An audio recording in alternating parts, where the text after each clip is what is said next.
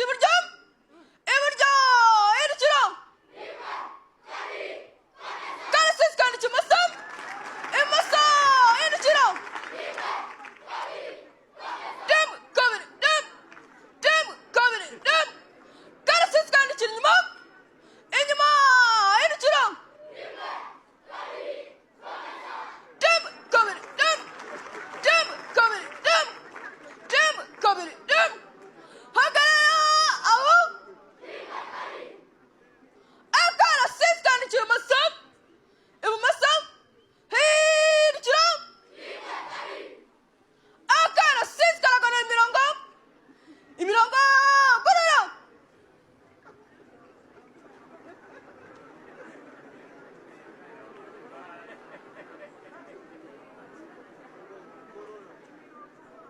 hamwe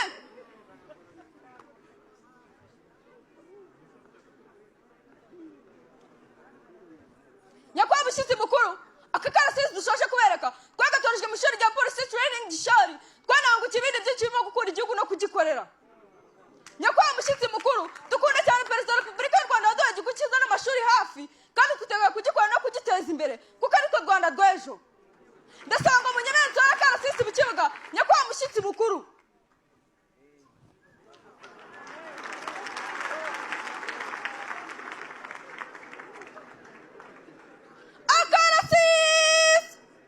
Akarasisi kandikira ibumoso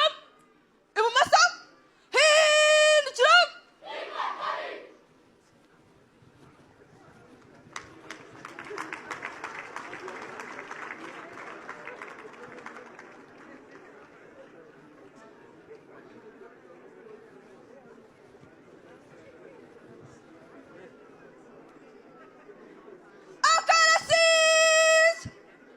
Akarasisi kanigera imbere mu njyana y'ubutamu imbere genda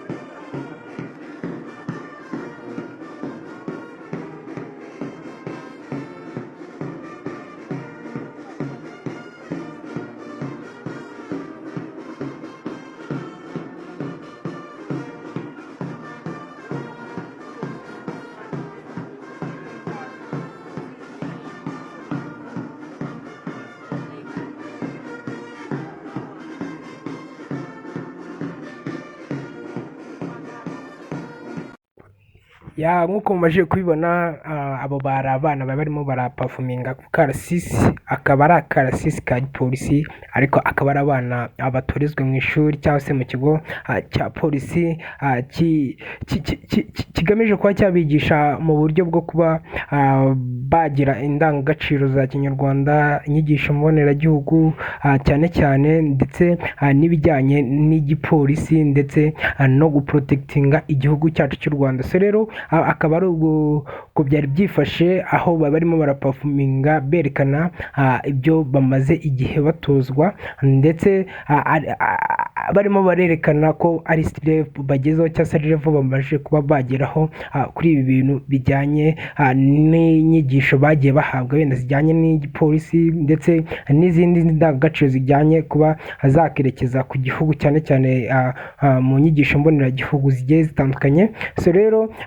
ikintu navuga nuko iki ari igikorwa cyiza, ni igikorwa buri wese yakifuza kuba byibuze yabona mu gihugu cyiwe, benda umuntu ari wese ahantu mu gihugu kigiye gitandukanye aho yaba aherereye kuba yabona hari abana batozwa kuba bakunda igihugu bakirinda mu myaka nk'iriya, mu myaka yo hasi, ni ibintu byiza cyane. So rero navuga ngo igihugu cyacu ni igihugu gitekereza ndetse kigatekereza haba umwana,